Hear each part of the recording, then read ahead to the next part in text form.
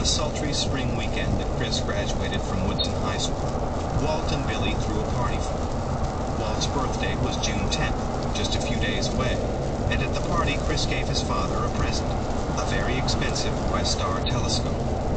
I remember sitting there when he gave Dad the telescope, says Corrine. Chris had tossed back a few drinks that night and was pretty blitzed. What are you doing? He got real emotional. He was almost crying, fighting back the tears, telling Dad that even though they'd had their differences over the years, he was grateful for all the things Dad had done for him.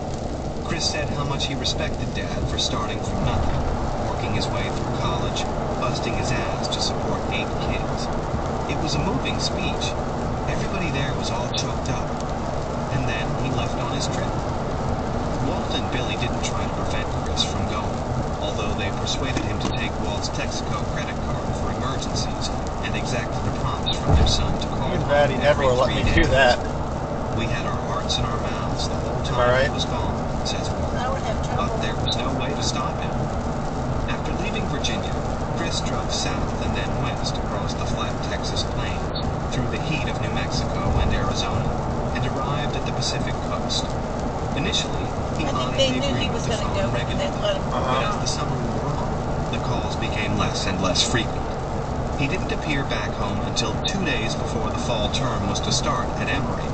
When he walked into the Annandale house, he had a scruffy beard, his hair was long and tangled, and he'd shed 30 pounds from his already lean frame. As soon as I heard he was home, says Corrine, I ran to his room to talk with him. He was on the bed, asleep. He was so thin. He looked like one of those paintings of Jesus on the cross. When Mom saw how much weight he'd lost, she was a total wreck. She started cooking like mad to try to put some meat back on his bones. Near the end of his trip, it turned out, Chris had gotten lost in the Mojave Desert and had nearly succumbed to dehydration. His parents were extremely alarmed when they heard about this brush with disaster, but were unsure how to persuade Chris to exercise more caution in the future. Chris was good at almost everything he ever tried, Walt reflects, which made him supremely overconfident. If you attempted to talk him out of something, he wouldn't argue. He'd just nod politely and then do exactly what he wanted. So at first I didn't say anything about the safety aspect. I played tennis with Chris, talked about other things, then eventually sat down with him to discuss the risks he'd taken.